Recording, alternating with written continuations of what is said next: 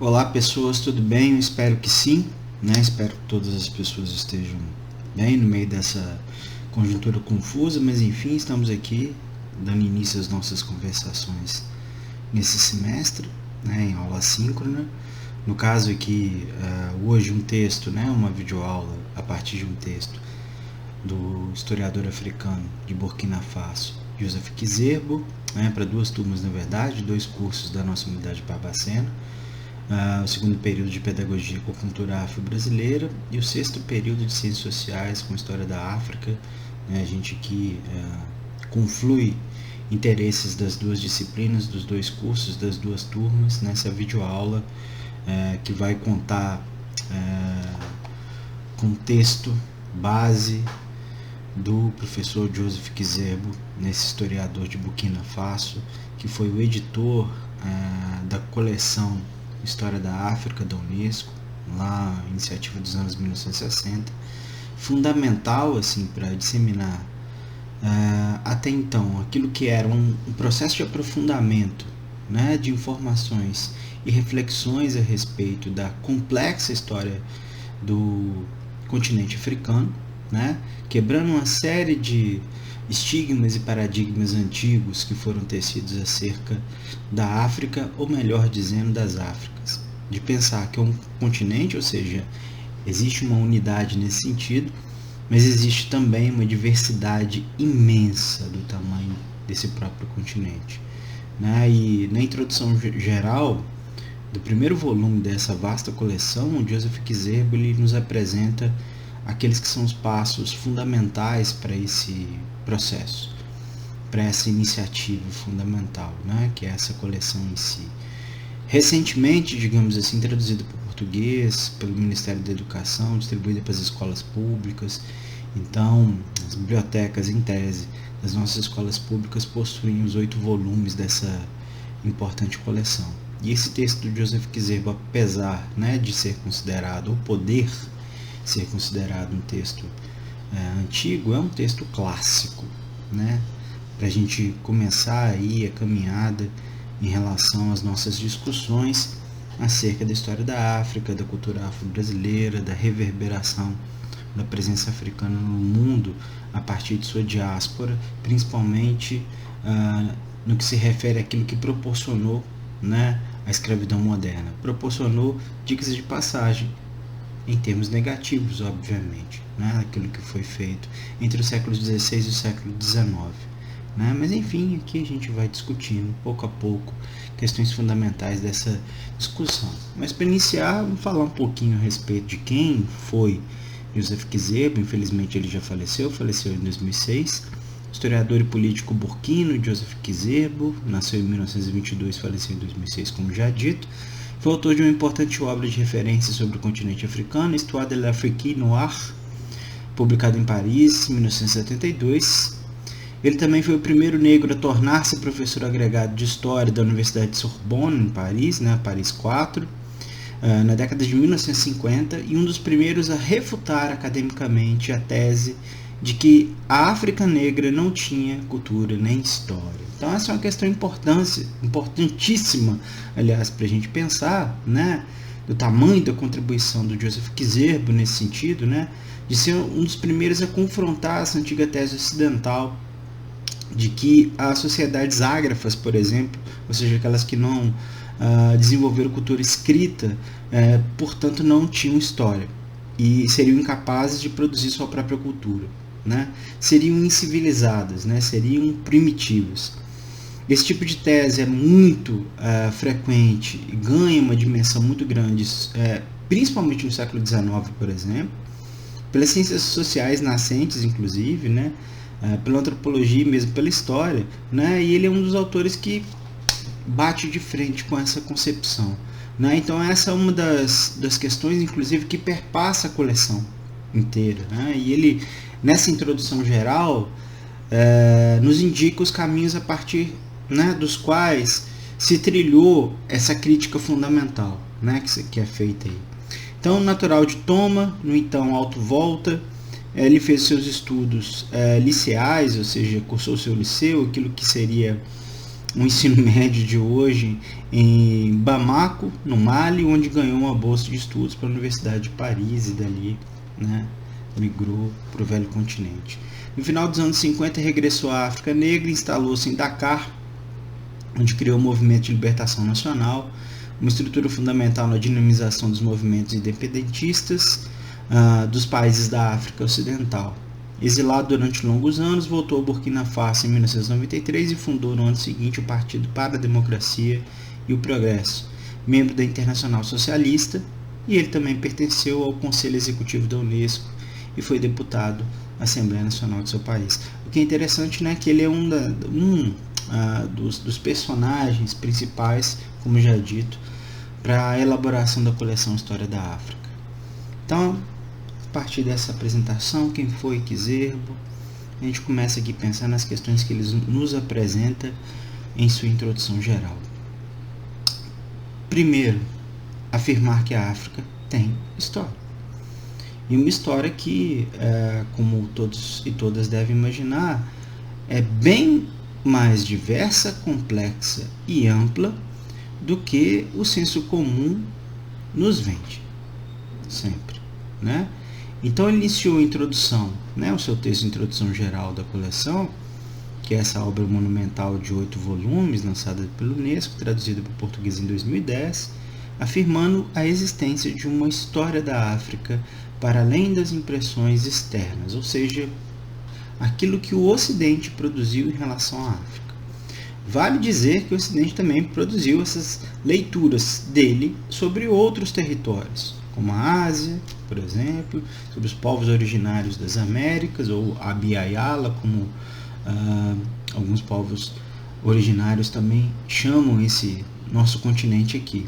Ou seja, essas visões externas deveriam ser substituídas por aquilo que ele também chamou de visões de dentro, pelas próprias vozes, impressões, escritas, narrativas, interpretações das pessoas que por dentro conhecem essa realidade, que é externa àquelas que sempre se puseram a comentá-la e a julgá-la e a imprimi-la como se de fato as suas impressões fossem fato ou verdade, né? Ou seja, a Europa produziu essas narrativas durante longo tempo.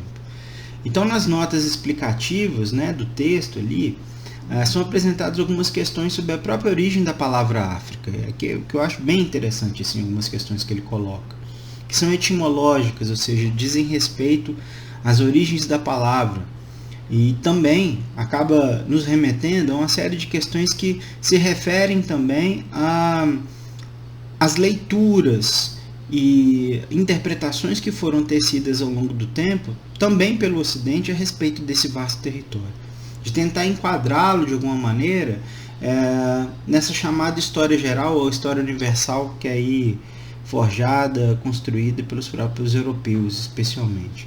Então nos diz o seguinte aí, o Joseph Kizerbo: a palavra África possui até o presente momento uma origem difícil de elucidar, não sabe exatamente onde surgiu, nem quem a cunhou. Foi imposta a partir dos romanos sobre a forma de África, que sucedeu o termo de origem grega ou egípcia, Líbia, né, que inclusive é o nome de um país hoje. País dos Lebo ou Lubim, do Gênesis, ou seja, do livro sagrado dos cristãos, que deriva do livro sagrado dos judeus. Após ter designado o litoral norte-africano, a palavra África passou a aplicar-se ao conjunto do continente desde o fim do século I antes da era cristã. Então, no primeiro instante, a palavra designa apenas o norte do continente, para depois significar ele inteiro. Ainda sobre essas possíveis origens da palavra África, né? A palavra teria vindo também, possivelmente, do nome de um povo berbere, situado ao sul de Cartago, né? Uma cidade romana, ali no norte da África, os Afrig, de onde Afriga ou África, para designar a região desse povo, os Afrig. Uma outra etimologia da palavra é retirada de dois termos fenícios, um dos quais significa espiga, como de milho, símbolo da fertilidade dessa região, e outro, paríquia, região das frutas. Interessante, né? A palavra África também poderia ser derivada do latim aprica, ensolarado, ou com muito sol, ou do grego aprike, isento de frio, uma região quente. Uma outra origem poderia ser ainda a raiz fenícia faraga, que exprime a ideia de separação, de diáspora, né? Enfatizemos, nos diz Kizerbo, que essa mesma raiz é encontrada em certas línguas africanas, bambara.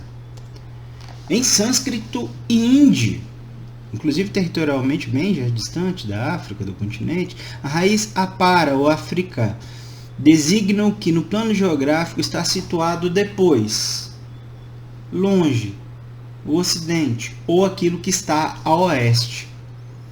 Uma tradição histórica retomada por Leão Africano diz que um chefe iemenita chamado Africus teria invadido a África do Norte no segundo milênio da era cristã e fundado uma cidade chamada África.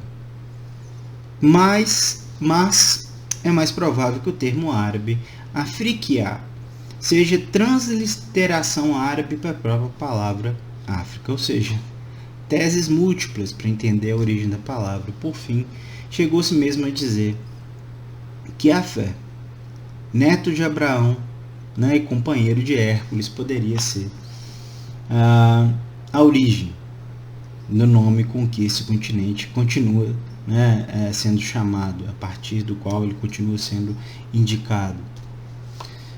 O autor chama então a atenção, ainda no primeiro parágrafo do seu texto, para a maneira como a existência do continente africano havia sido moldada por impressões externas, coisa que já foi aqui mencionada, né? Ou seja, um olhar de fora, não um olhar de dentro, porque o olhar de dentro era considerado inapropriado também, né? Que primeiramente chama atenção para o exotismo da existência das feras, Ibisunt leones, lugar onde existem as feras, lugar onde existem leões, e depois se expande para a colonização dos territórios e controle de suas populações ao longo do tempo, especialmente a partir do século XVI, com, digamos assim, uma aproximação mais maciça de povos europeus, né, até o neocolonialismo do século XIX, os conflitos do século XX até o nosso agora.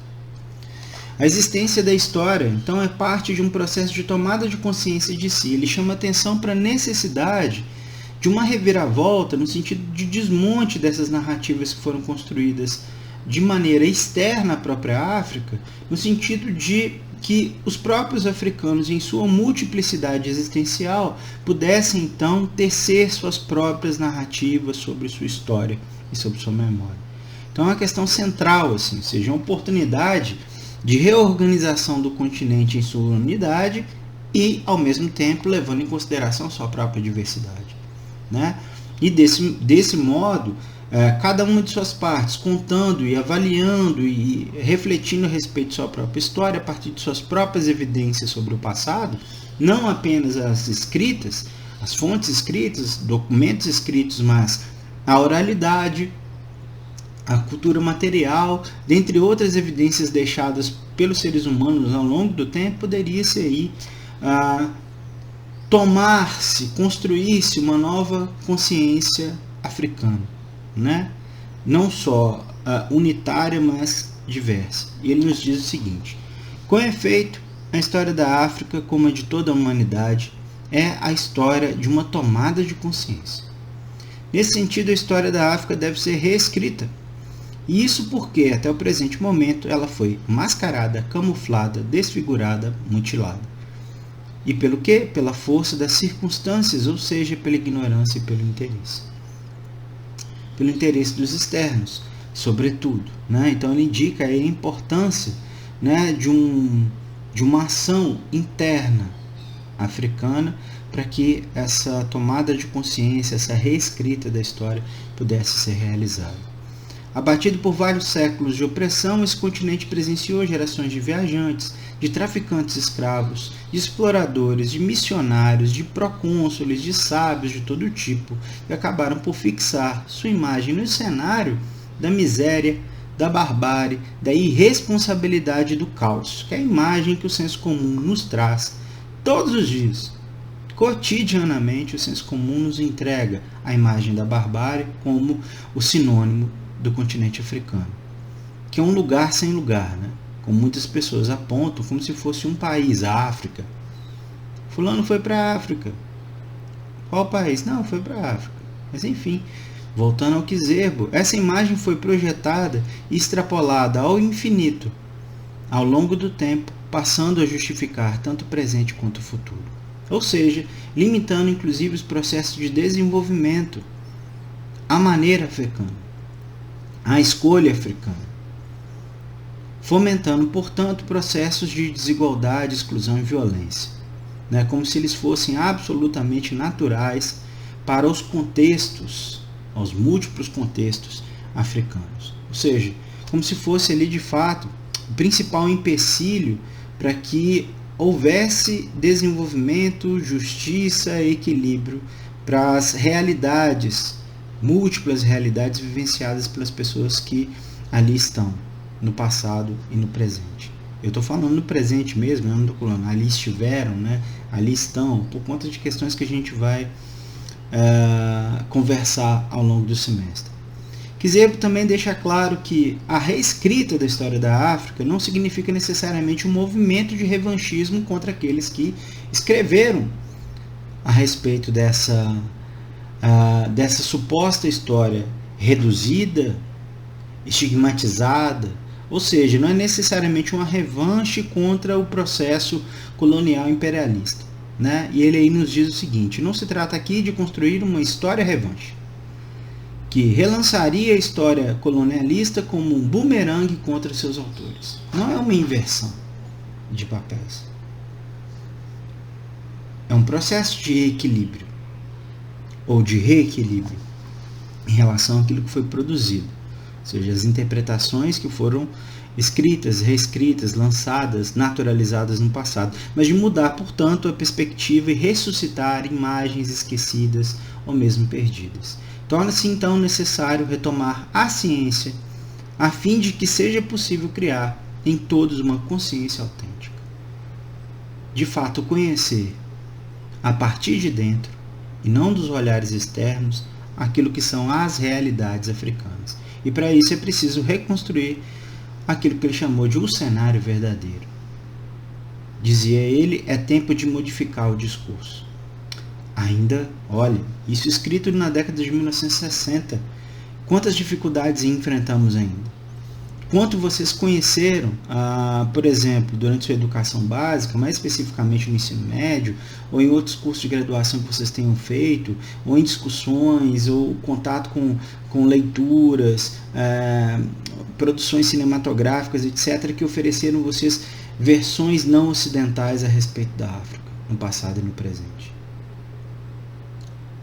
O desafio posto aqui, reconhecido pelo Joseph Kizerbo, ainda é muito presente entre nós, portanto. E aí, nesse sentido, há uma interrogação a responder. Por que recontar, reconstruir, representar a história da África?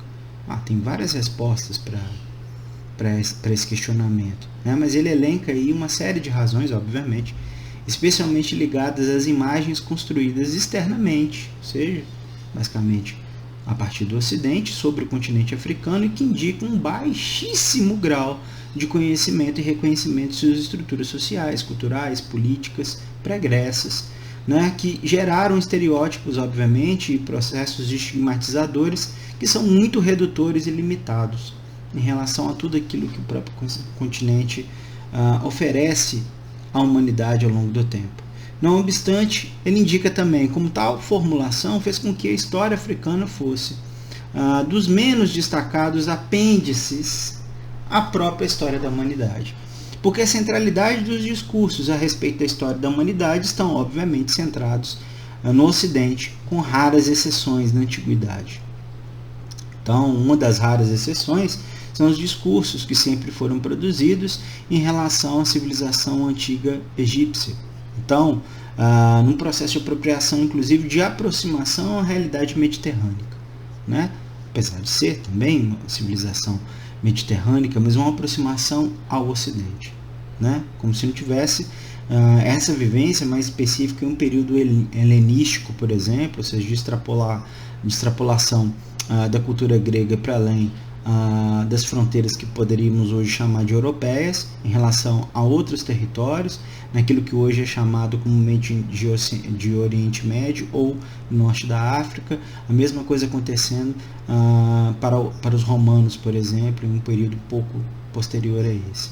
Então, há uma série de questões, obviamente, a considerar sobre esse processo. Então, em detrimento desse problema, que não é pequeno, que não desapareceu, que está no processo aí de enfrentamento desde a publicação da coleção, chama-se atenção para o crescimento das pesquisas históricas, antropológicas e sociológicas que passaram então a dirigir olhares por dentro e não de fora para dentro, mas de dentro para dentro e de dentro para fora, obviamente. Portanto, menos etnocêntricos e crescentemente decoloniais, ou seja, que procuraram ali desconstruir essas estruturas próprias da colonialidade, ou seja, do olhar externo ali introduzido.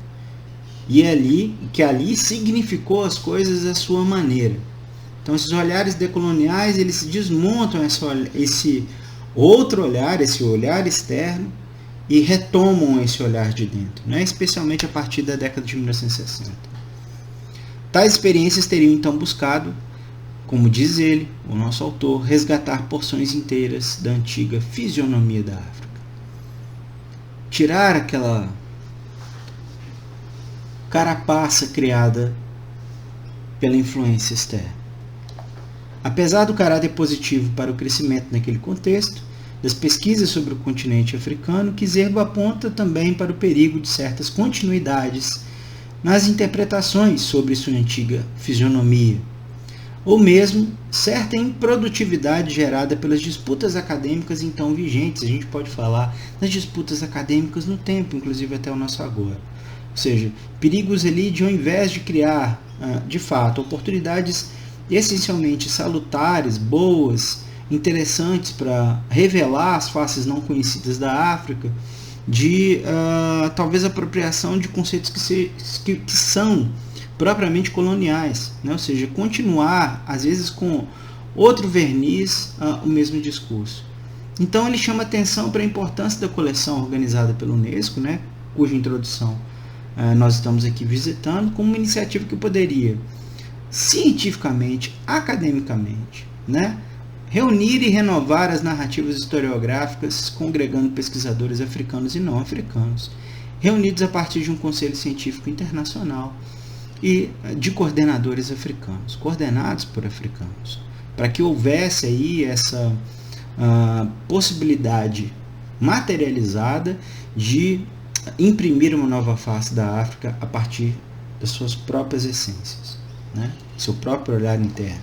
Ao conceituar história, o que seria história, então, Joseph Kizerbo revela, com a proposta de reescrita dessa história da África, tinha como pressuposto essencial a proximidade com diferentes experiências humanas, ou seja, com múltiplas culturas, com múltiplas vivências, portanto, todas elas construídas no continente, bem como a diversidade de culturas, estruturas sociais e mesmo diversidades historiográficas, ou seja, modos de interpretar o passado. E aí ele nos diz o seguinte: mais que qualquer outra disciplina, a história é uma ciência humana, pois ela sai bem quente da forja ruidosa e tumultuada dos povos. Ela é própria daquilo que produz a cultura de cada sociedade, portanto. Ela deve, de fato, corresponder a esse calor da cultura cotidiana. Negociar, dialogar, conviver com esse calor e não se afastar dele. Modelada, então, realmente pelo homem nos canteiros da vida. Construída mentalmente pelo homem nos laboratórios, bibliotecas e sítios de escavações. A história é igualmente feita para o homem, para o povo, para aclarar, para revelar e motivar a sua própria consciência, para fazer com que ele lembre aquilo que muitos querem esquecer, né? Dizia um outro historiador, nesse caso francês. Mas, voltando aqui, a reescrita então dessa história seria uma oportunidade de reaprendizado sobre si mesmo. A África reaprendendo sobre si, pensando nos estragos feitos pelo processo de colonização, pensando e repensando suas origens, razões e possíveis saídas para os seus próprios problemas. Para além de perseguir modelos externos, por exemplo, que é o que nós inclusive fazemos cotidianamente. Perseguimos modelos externos. Não pensamos muitas vezes por nós mesmos naquilo que é a nossa viva realidade. Então nos diz ele mais uma vez, todos os males que acometem a África hoje, e isso ele escreveu na década de 1960, assim como todas as venturas que aí se revelam, resultam de inumeráveis forças impulsionadas pela história. E da mesma forma que a reconstituição do desenvolvimento de uma doença é a primeira etapa de um processo racional para o seu diagnóstico e a sua terapêutica, a primeira tarefa de análise global do continente africano é a sua própria história. Então, olhar para si, para dentro de si, seria o caminho para se compreender. Muitas pessoas podem dizer o seguinte, olha, eu já li isso em algum lugar, eu já li isso nos filósofos gregos, eu já li isso na tríade filosófica grega, eu já li isso em Platão, por exemplo. Alguém pode dizer, inclusive, que determinadas filosofias, elas estavam já presentes em outros lugares, para além do chamado milagre grego. Os historiadores da filosofia costumam empregar esse conceito para indicar como os gregos, num passe de mágica, não inventam a filosofia. Como ao longo dos tempos, eles dialogam com outras civilizações e com suas filosofias, ou seja, com a maneira de pensar a realidade em outros lugares, inclusive na África. Então, esse livro aqui, esse livro bem interessante do Ney Lopes e do Luiz Antônio Simas, Filosofias Africanas, por exemplo, dá uma boa introdução a respeito dessas possibilidades. Da gente reconhecer, por exemplo, que determinadas questões que o Ocidente projeta para si como sua invenção, podem ter outros lugares. E como essas outras filosofias, muitas vezes pouquíssimo conhecidas por nós, revelam questões muito próximas a essas que a gente acaba reconhecendo sempre como ocidentais. Ou seja, esse olhar para si está presente em filosofias africanas, em filosofias asiáticas, para além da filosofia ocidental. Então é interessante a gente pensar esse viés também. Propõe-se então a realização de um processo de rememoração, de reminiscência, a palavra muito ligada à filosofia grega platônica, do próprio continente, como caminho para a construção de uma nova consciência de si e para si e sua libertação dos olhares externos, dos processos de desigualdade implantados, sobretudo pelos processos de colonização e exploração ao longo do tempo, pelos conflitos, pela ausência de justiça. E lembremos que conflitos, ausência de justiça e desigualdade não existem apenas na África. Existem aqui, ao nosso redor. Descolonizar o nosso olhar também, nesse sentido, é necessário. Nos diz ele novamente, a menos que optássemos pela inconsciência, e pela alienação, não poderíamos viver sem memória ou com a memória do outro. Curioso isso, Alguns autores trabalham, por exemplo, Maurice Halbwachs, autor interessante, trabalha com essa ideia da consciência coletiva, que é uma consciência que não é nossa, uma consciência, na verdade, de uma totalidade inventada pelo outro. E com ela nós concordamos, porque ela é insistentemente repetida. Outro autor, Mikhail Pollack, também trabalha com questões interessantes nesse sentido, mas o Pollack já diz, por exemplo, já faz referência em relação à necessidade de reavivar ou jogar a luz sobre as chamadas memórias subterrâneas, aquelas que são contidas por essa memória coletiva, que muitas vezes é carregada de artificialidade, ou seja, desse olhar de um outro, que vem de um outro lugar, que pensa de um outro jeito e que acha, obviamente, que o jeito dele é o bom. E que ele dirige o seu olhar para esses outros lugares diferentes do seu e diz, aquilo não é bom, eu preciso lhe dizer para essas pessoas o que é o bom, bonito e correto, que é o meu jeito. O jeito delas não. ou seja, se livrar dessas impressões descarregadas pelos outros, né? Pelo externo. Então, portanto, reavivar a sua própria memória, dar vazão a ela como positiva, discutir a respeito dela, se apropriar ou se reapropriar dela para entender melhor aquilo que se é. Então, esse ponto de retorno a si, de retorno a si mesmo, pode, aliás, revestir-se do valor de uma catarse libertadora, como acontece com o processo de submersão em si próprio efetivado pela psicanálise, que, ao revelar as bases dos entraves da nossa personalidade, desata de uma só vez os complexos que atrelam nossa consciência às raízes profundas do subconsciente. Então é interessante isso, os usos da psicanálise por parte do Kiserbo, para entender esse processo necessário, né, a partir de sua consideração, para que a África, de fato, ela consiga se compreender. Ou para que as Áfricas, no plural, mais uma vez, consigam se reencontrar. Né? Não é o único autor que se vale de pressuposto da psicanálise para falar dos dilemas, das necessidades, das virtudes e das riquezas do continente africano, inclusive. Né? Outros autores, né, africanos e afrodescendentes também teceram análise do ponto de vista psicanalítico para pensar no processo, né, de construção da realidade pelos africanos ou pelos afrodescendentes na diáspora. Então, essa menção que ele faz à psicanálise eu acho bem interessante. Em um outro alerta, um novo alerta, Kiserbo destaca que não pode haver simplesmente a substituição de um mito por outros, né? Porque muitas vezes nós atribuímos demasiado valor aos mitos ocidentais. Né? O mito é aquilo que não existe, mas enfim. Sendo que tal erro só pode ser evitado a partir de um rigor científico ou acadêmico estabelecido nesse processo. Ou seja, deve-se haver um caminho ancorado no rigor metodológico, no rigor científico, acadêmico, e que ao mesmo tempo esteja equilibrado com questões relativas às singularidades das mais diferentes realidades africanas. Então ele nos diz o seguinte: para não substituir um mito por outro, é preciso que a verdade histórica, matriz da consciência desalienada, ou seja, já libertada desse olhar outro, e autêntica, seja rigorosamente examinada e fundada de provas, ou melhor, de evidências. Não basta tentar convencer pelas palavras, mas pela prova, pela evidência. É um pressuposto antigo da ciência.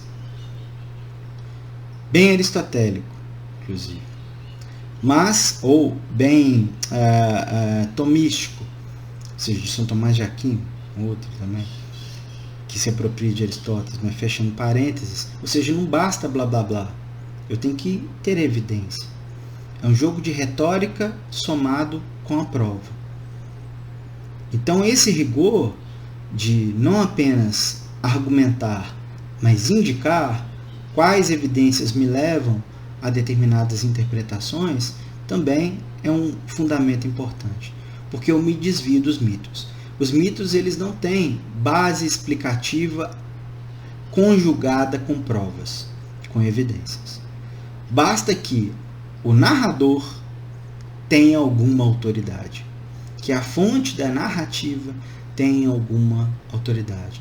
Então eu posso falar os maiores impropérios, as coisas mais horrorosas, etc., sobre uma outra realidade, e se eu tiver, né, a conta de autoridade para as pessoas que me ouvem, que me leem, etc., eu passo como aquele que produz a verdade.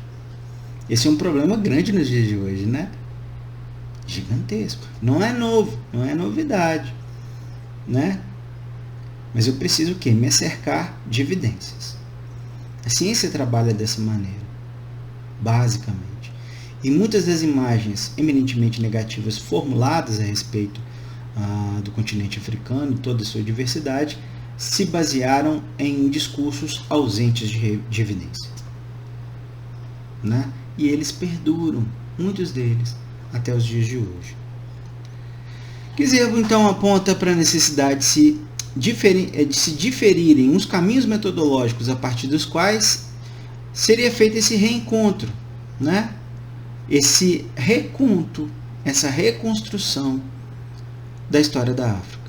Enfatiza-se a necessidade de não se singularizar o continente, ou seja, a África sendo uma coisa só, porque não é, obviamente.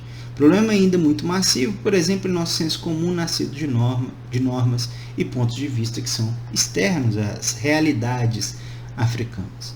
Nesse sentido, então, destaca-se a necessidade de não buscar a interpretação do passado a partir das mesmas fontes de informação e metodologias reconhecidas apenas pelo mundo ocidental. Ou seja, é necessário imaginar caminhos de interpretação que levem em consideração as evidências, os modos de pensar, viver, que são africanos. A razão desse cuidado deveria ser óbvia. As formas de registro da vida e das memórias não se constituem da mesma maneira em todos os lugares e culturas.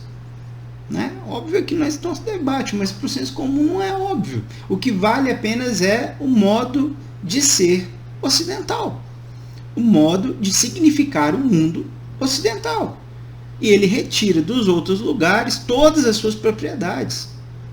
Então é necessário dar uma volta nisso, se desviar dessas questões. Então, o que leva à necessidade de reconhecer e compreender outras rotas possíveis para além dos tradicionais registros escritos, principalmente porque esse é um negócio que às vezes se martela muito, né? Não obstante, sempre a gente encontra alguém falando, né, de sociedades ágrafas, ou seja, sociedades sem escrita como sociedade sem história. Ai. Nós vamos continuar. Deve-se reconhecer, aliás, a enorme variedade de registros, portanto, em meio à diversidade de paisagens e ambientes naturais e humanos, obviamente. Nos diz ele, os métodos e técnicas serão diferentes. Aliás, essa estratégia não será exatamente a mesma em todas as partes da África. Nesse sentido, o Vale do Nilo e a fachada do Mediterrâneo se encontram para a reconstrução histórica numa situação menos original em relação à Europa do que a África abaixo do Saara, por exemplo, que vai ter ali outras maneiras, outras formas, outras medidas de contar sobre sua história e sobre sua memória. Soma-se à questão anterior a vastidão continental, portanto, e seus problemas construídos ao longo do tempo. Nos diz ele, a própria vastidão desse continente, com uma população diluída e, portanto, facilmente itinerante, muitas vezes, em meio a uma natureza ao mesmo tempo generosa, frutas, minerais, etc., e cruel, endemias e epidemias, infelizmente enfrentadas até os dias de hoje, impediu que fosse atingido o limiar de concentração demográfica que tem sido quase sempre das pré-condições das mudanças qualitativas importantes do domínio econômico, social e político, salvo algumas regiões, alguns países, alguns contextos africanos, tais como da África do Sul, por exemplo, e da Nigéria, para citar esses dois exemplos.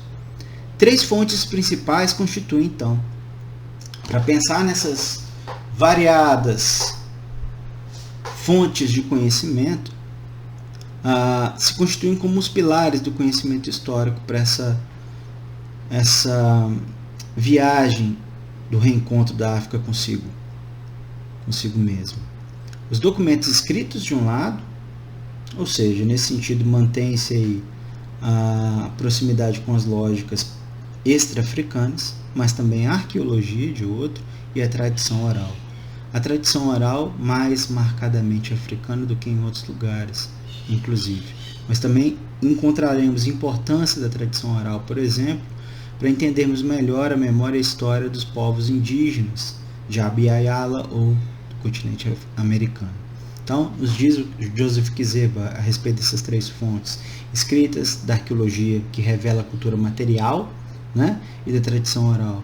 Essas 3 fontes são apoiadas pela linguística e pela antropologia, que permitem matizar e aprofundar a interpretação dos dados, por vezes excessivamente brutos e estéreis sem essa abordagem mais íntima.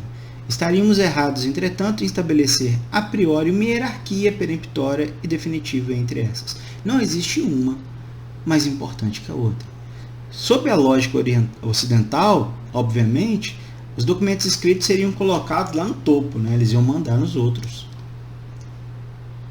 Os documentos escritos seriam considerados mais importantes do que os registros materiais da cultura material revelados pela arqueologia e pelas tradições orais. Né? Não tem como fazer essa hierarquização. Para sociedades, por exemplo, para culturas, por exemplo, que levam em conta muito a autoridade da memória oral, transmitida geração a geração. E muitas vezes tendo responsáveis específicos ou principais para gerir esse processo, como guardiões da memória. Aqueles que têm a responsabilidade de preservar consigo as essências da experiência daquele povo no tempo. E preservando, possibilitando que ela seja ali repassada, transmitida, discutida por outras gerações, a partir de um novo guardião, etc.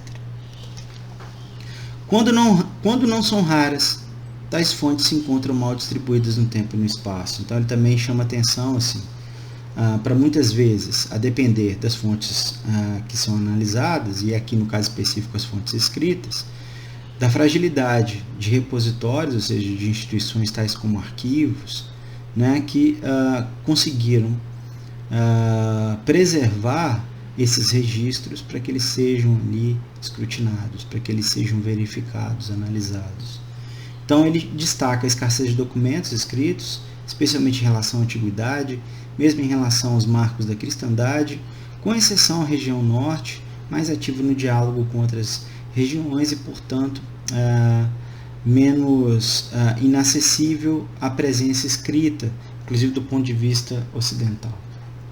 O autor menciona a construção de iniciativas para reunir a documentação dispersa pelo mundo e que permitiria melhor cotejamento das informações sobre o passado africano, né, em toda a sua diversidade. De fato, inúmeras iniciativas são importantes nesse sentido, para apresentar dados relativos às realidades africanas no tempo, e ele nos diz que do ponto de vista quantitativo, massas consideráveis de materiais escritos de caráter arquivístico ou narrativo permanecem ainda inexplorados, como provam os recentes inventários parciais dos manuscritos inéditos relativos à história da África Negra, exumados de bibliotecas do Marrocos, da Argélia ou mesmo da Europa.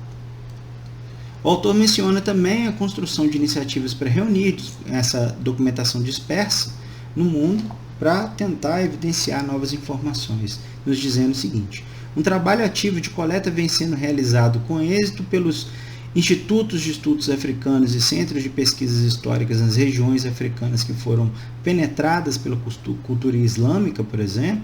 Por outro lado, novos guias editados pelo Conselho Internacional dos Arquivos, sob os auspícios da Unesco, propõe-se a orientar os pesquisadores na floresta de documentos espalhados em todas as partes do mundo ocidental.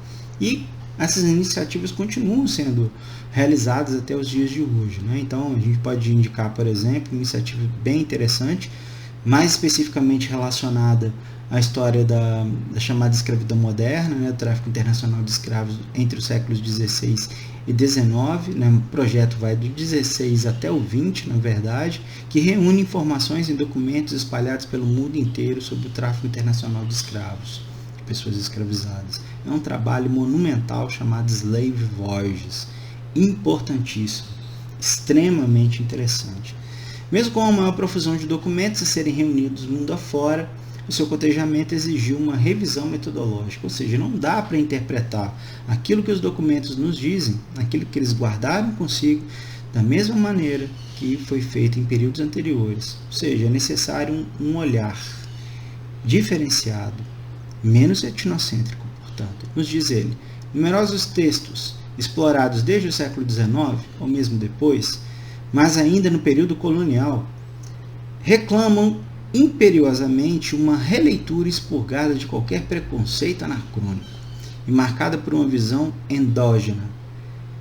Assim sendo, as fontes escritas a partir das escrituras subsaarianas Vai, Bamun, Ajami, por exemplo, não devem ser negligenciadas.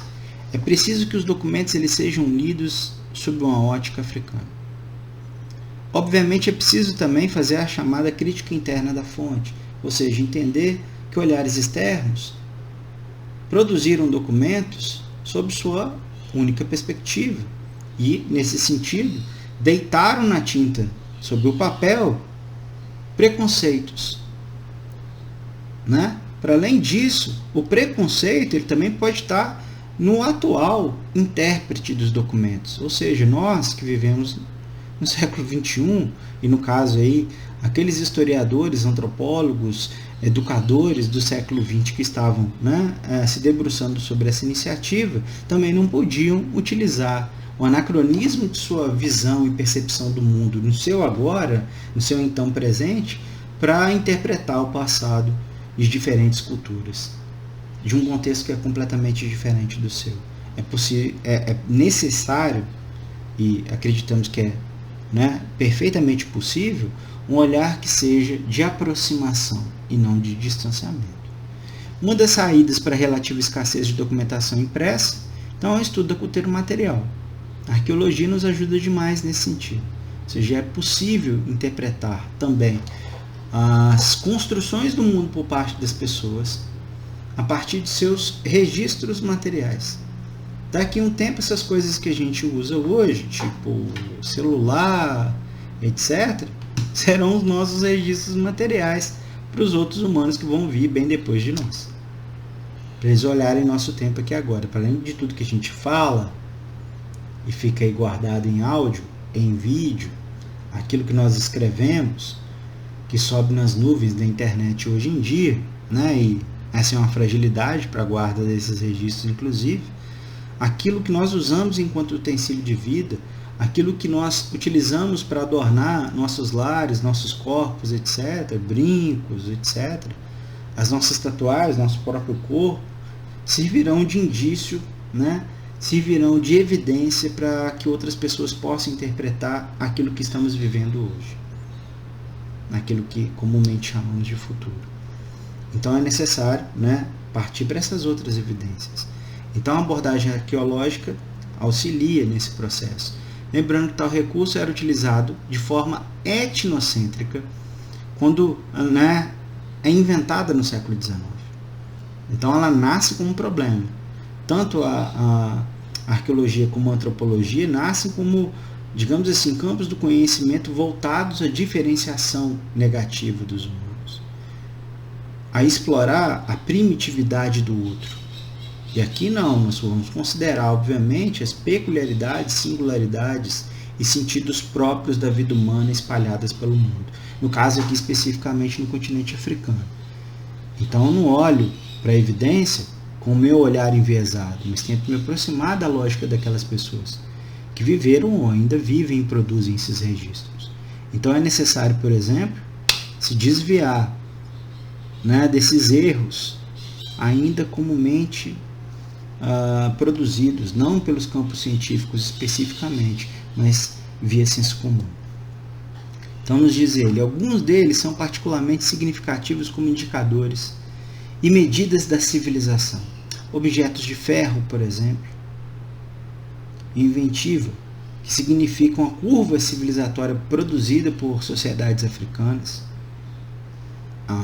O ato de malear os minerais, de tratar e utilizar os minerais, é um indício de curva civilizatória, né? Ou seja, conhecimento da metalurgia e a tecnologia, então, envolvida na fabricação dos utensílios, das cerâmicas, com suas técnicas de produção, com seus estilos artísticos, peças de vidro, escrituras, estilos gráficos impressos nesses utensílios, as técnicas de navegação, pesca, tecelagem, produção de alimentos, também as estruturas geomorfológicas que sofreram interferências dos seres humanos, as obras que dizem respeito à produção de técnicas de aproveitamento das águas, disponíveis para cultivo, etc., ou seja, hidráulicas, vegetais ligadas à evolução do clima. Todas essas questões elas estão relacionadas aos registros outros para além dos escritos que devem ser levados em conta para se reencontrar essas histórias da África ou das Áfricas. E a tradição oral, indicada como uma das fontes de informação ou repositório de memória de maior potencial, no caso, para reescrito da história africana, sendo definida como vetor do capital de criações socioculturais acumuladas pelos povos ditos sem escrita, assim antes chamados, ou seja, são povos que se apresentam como um museu vivo. Aquilo que foi considerado primitivo deve ser considerado como riqueza. Riqueza a ser compreendida. Chama-se atenção então para a riqueza e, ao mesmo tempo, fragilidade dessa fonte. Por quê? Notem, as tradições orais elas são comumente combatidas por aquilo que se entende como novo, como o desenvolvido, como o progresso, como o correto. Então, muitas vezes, não raro, as nossas conversas com as pessoas que contêm essas informações e que oralmente as transmitiam, as compartilhavam, melhor dizendo, se encerram por conta das pressões exercidas pelo moderno, pelo novo.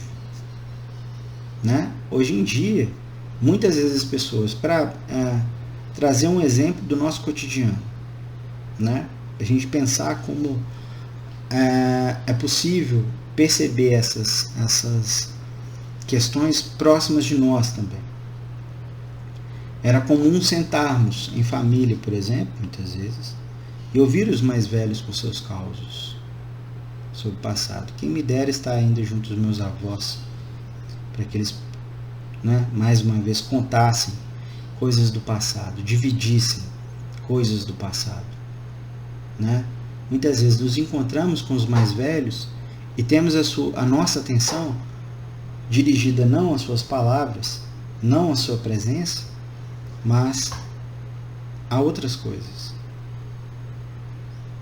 Isso é natural, entre aspas. Essas pressões, ou seja, elas não são do hoje, elas não são desse nosso agora, elas já aconteceram em outros momentos.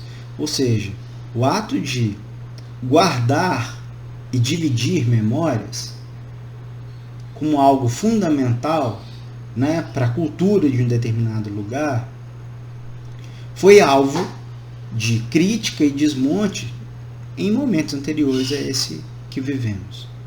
Que obviamente se tornam, né, as fontes orais frágeis, ou seja, elas são ainda alvo de ataque nesse sentido. Ou seja, sua sobrevivência muitas vezes dependerá da proteção ou continuidade das tradições baseadas na transmissão desses saberes e memórias comuns, especialmente às sociedades subsaarianas, ou seja, aquelas que estão abaixo do Saara.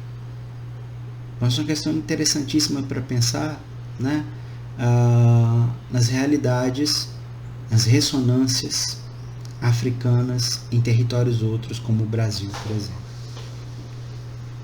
em que muitas vezes as pessoas tinham como técnica de preservação de sua história, de suas memórias, justamente a oralidade de uma geração a outra. Existe um clássico norte-americano, Roots, que fala muito disso, né? Que fala da história de um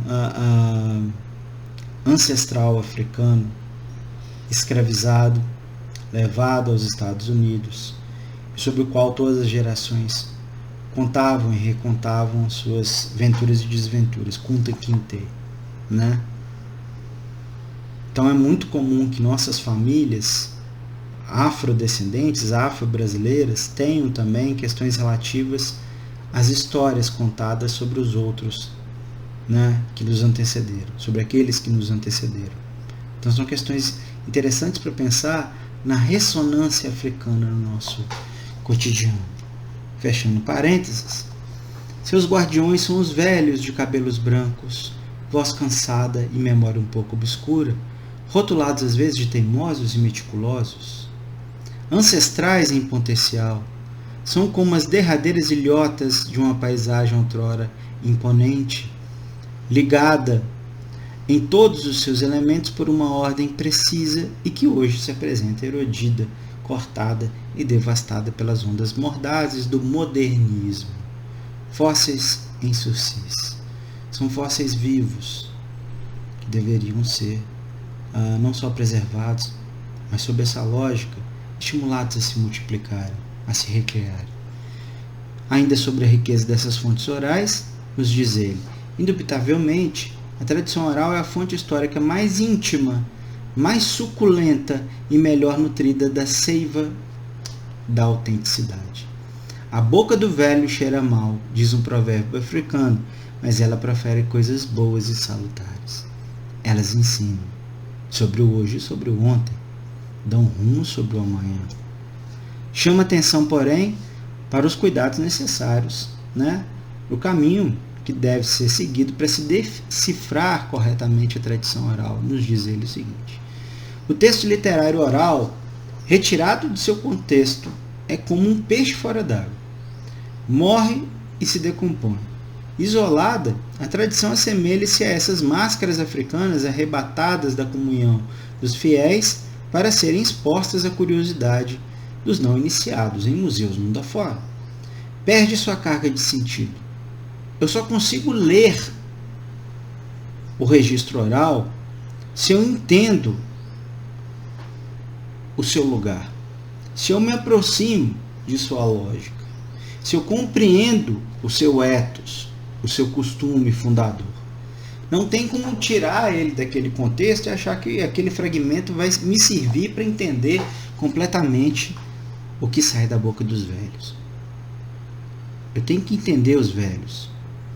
Eu tenho que entender as pessoas com quem os velhos conversam, com quem eles já conversaram, a quem eles fazem referência e reverência. Por sua própria existência e por ser sempre retomada por novas testemunhas que se encarregam de sua transmissão, a tradição adapta-se às expectativas dos novos auditórios, obviamente. O tempo muda. Adaptação essa que se refere primordialmente à apresentação da mensagem, mas que não deixa intacto o conteúdo. Há uma maleabilidade do texto, portanto, do texto oral. Ele vai se modificar. O jeito de revelá-lo, inclusive, também vai se modificar. Então não dá para identificar a oralidade como uma espécie de retrato congelado do passado, porque ele não é. Esse é um desafio grande, porque a nossa lógica ocidental, inclusive, ela tem dificuldades para compreender isso. Ainda mais para algumas tradições, por exemplo, que não comungam com a mesma perspectiva de tempo que nós. É um papo que a gente também vai ter. Os significados dos usos das palavras têm, portanto, diferentes sentidos dentre as diferentes tradições africanas. Portanto, posso ter sentidos mais amplos e esotéricos, singulares, do que aqueles admitidos por nós ocidentais, por exemplo, mais estranhos à nossa percepção. Então, nos diz ele, para o africano a palavra é pesada, ela vale. Ela tem um sentido de realidade, de materialização. Ela não é só potência, ela é fato. Ela deve ser levada como algo importante, ela deve ser considerada como algo importante. Ela é fortemente ambígua, podendo fazer e desfazer, sendo capaz de acarretar malefícios, inclusive, às pessoas que recebem aquelas palavras. É por isso que a sua articulação não se dá de modo aberto e direto. A palavra é envolvida por apologias, por alusões, por subentendidos, por provérbios claro-escuros para as pessoas comuns, mas luminosos para aqueles que se encontram munidos das antenas da sabedoria. Na África, a palavra não é desperdiçada. Ela é uma riqueza. Ela nunca é direta, ela nunca é objetiva. Ela sempre traz consigo um emaranhado de sentidos que devem ser muito cuidadosamente desvendados e apropriados. Quanto mais se está em posição de autoridade, menos se fala em público. Curioso, não? É o inverso daquilo que acontece conosco. Quanto mais se está em posição de autoridade, mais se fala. Coisas inacreditáveis, inclusive. Mas quando se diz a alguém, você comeu o sapo e jogou a cabeça fora, a pessoa compreende que está sendo acusada de se furtar a uma parte de suas responsabilidades, por exemplo. Os provérbios, né, falam muito mais do que a objetividade. Certa semelhança, então, vai ser considerada, né, como fato em relação a culturas orais de outros recantos do mundo, tal como a música, sendo um elemento associado ao próprio uso da palavra. Então é uma coisa também estranha para alguns sentidos ocidentais, né, de que a ludicidade ela pode ser considerada como algo absolutamente sagrado. E muitas vezes entre nós é algo desprezável. Né? Nos diz ele, cada gênero literário oral possui assim um instrumento específico em cada região cultural. O bala, xilofone, ou bolon, a harpa, laúde, para a epopeia mandinga, por exemplo. O bendre dos moci, grande tambor redondo de uma só face, feito com uma cabaça e tocado com as mãos nuas, para exaltação muitas vezes silenciosa dos nomes de guerra dos soberanos. O mevet, harpa cítara, para os poetas músicos dos Fang, em suas Nibelungen tropicais. Veículos da história falada entre instrumentos, esses instrumentos são, portanto, venerados e sagrados. Coisas que entre nós há muito foram abandonadas se existiram. O que é interessante de pensar, como essas conjunções elas são igualmente importantes. Para que a palavra seja de fato revelada, que outras questões, que outros elementos também estejam em conjugação. Associada de diferentes maneiras, então, a outras fontes de informação, ou seja, uma coisa vai se somando a outra, a linguística se constitui como metodologia central para se interpretar o passado africano.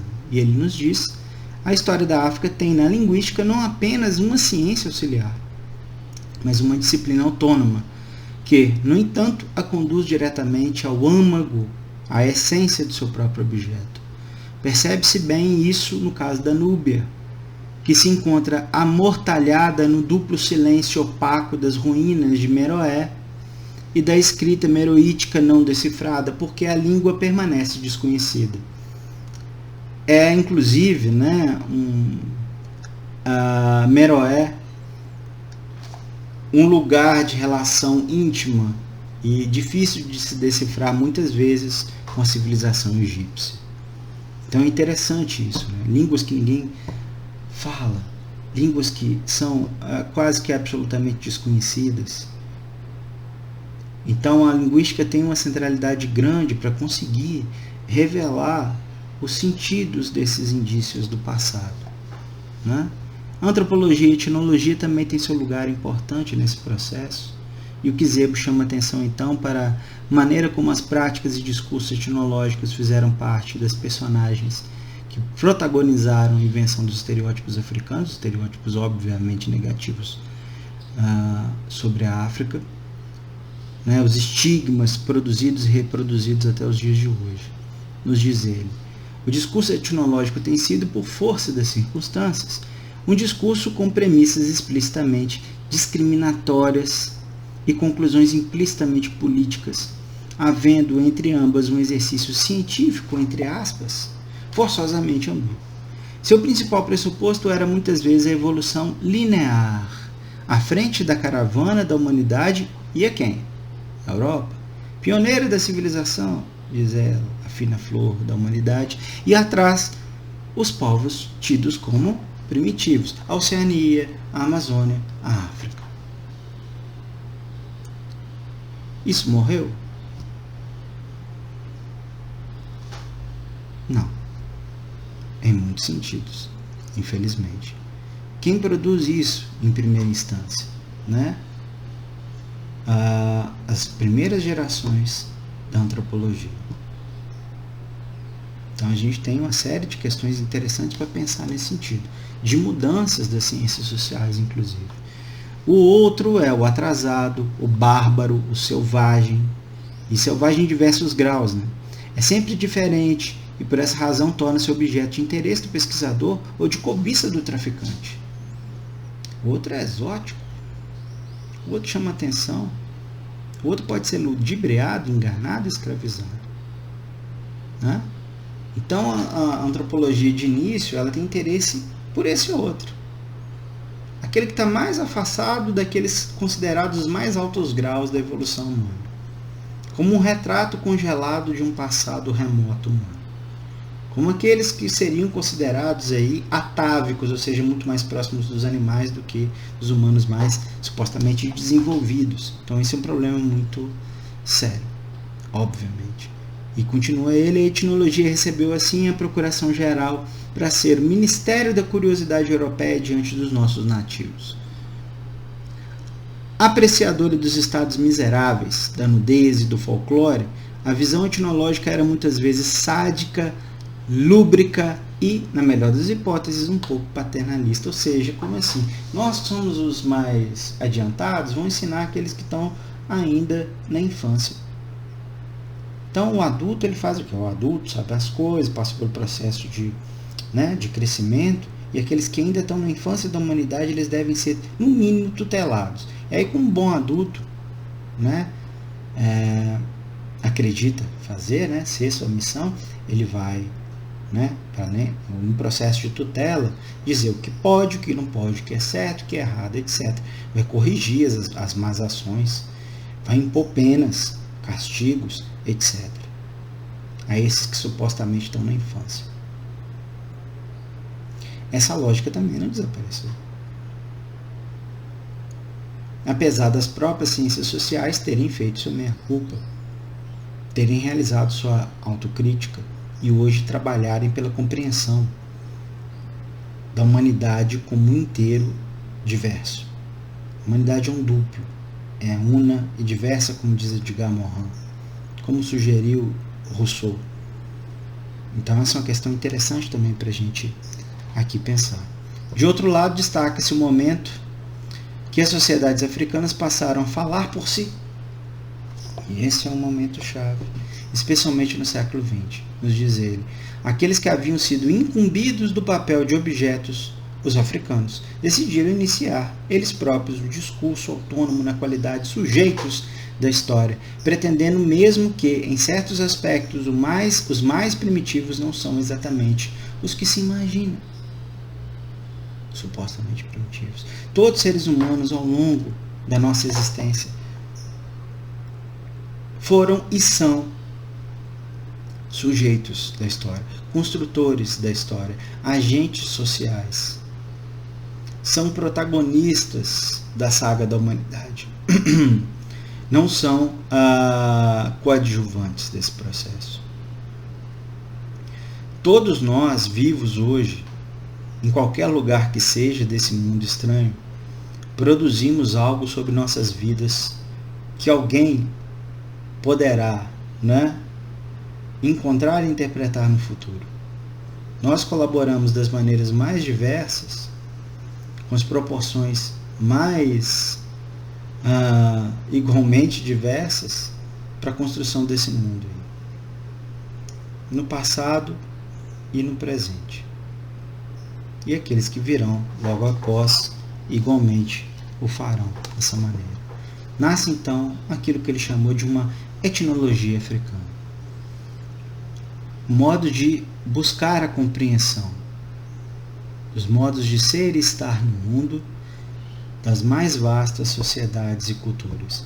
Ao mesmo tempo, pioneiros como Frobenius, Delafosse, Palmer, Evans Pritchard, que sem preconceitos haviam trabalhado na descoberta de um fio histórico de estruturas originais nas sociedades africanas, com ou sem Estado, né, que essa também é outra discussão ampla, né, ou seja, para medir de fato o estado de civilização de um lugar, se tem uma figura política central, ou seja, se existe Estado, ok, se não existe, então não existe política ali, não existe civilização, não existe cultura, desmonta-se isso. voltando, continuavam seus esforços retomados e aperfeiçoados por outros pesquisadores contemporâneos.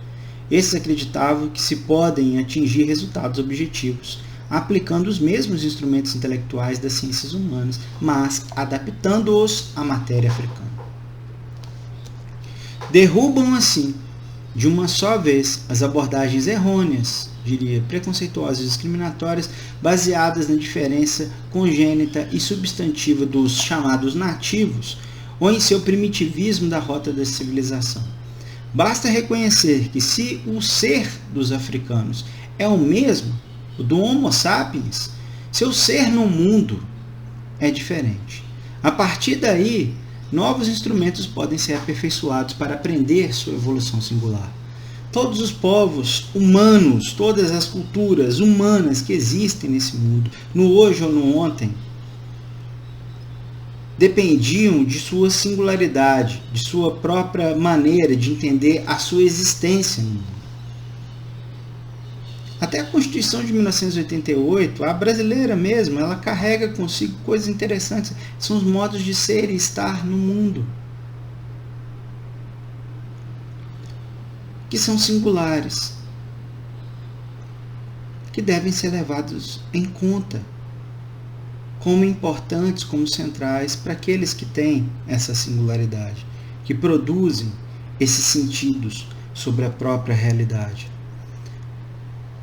Seguindo em sua crítica às escolas ocidentais, tais como o marxismo e o estruturalismo, Kizerbo ainda destaca o seguinte: a antropologia deve criticar seu próprio procedimento, insistir tanto nas normas quanto nas práticas, não confundir as relações sociais, decifráveis pela experiência, por exemplo, e as estruturas que as sustentam. Ela enriquecerá, assim, umas através das outras, as normas, as estruturas e opiniões, por meio da ampla utilização das técnicas quantitativas e coletivas de pesquisa, racionalizando e objetivando o discurso. Não apenas as interações dos fatores globais, mas também a síntese histórica interessam particularmente a antropologia. Ou seja, essas considerações levam a 4 grandes princípios que ele identifica mais ao fim do texto, para se produzir esse reencontro. 4 princípios devem então nortear a pesquisa se se quer levar adiante, à frente, pioneira da historiografia sobre a África, ou sobre as Áfricas. Primeiro, a interdisciplinaridade, esse diálogo ativo entre diferentes campos do conhecimento, entre os mais diversos, a pedagogia, as ciências sociais, a história, tantas outras. Que essa história seja vista do interior, ela é de dentro para fora, e não de fora para dentro. Ela é imanente e não transcendente. Ela deve ser buscada no interior das próprias culturas africanas, portanto, que a história dos povos africanos seja compreendida em seu conjunto, levando em consideração a sua diversidade. E, por fim, que se evite tecer uma narrativa excessivamente factual, mas que se trate com especial interesse as civilizações, as instituições, as estruturas sociais, políticas, econômicas e simbólicas de todas essas realidades contidas no imenso continente africano. São 4 pontos que acabam influenciando, obviamente, todas as questões abordadas nos 8 volumes da coleção, dirigida pelo próprio Joseph Kizerbo. Estão aí estimadas pessoas as referências, o próprio texto do Kizerbo, introdução geral, dentro aí do primeiro volume da História Geral da África, Metodologia para a História da África, e para a biografia, um texto publicado no Público de Portugal, historiador e africanista Joseph Kizerbo, em Lisboa, em dezembro de 2006.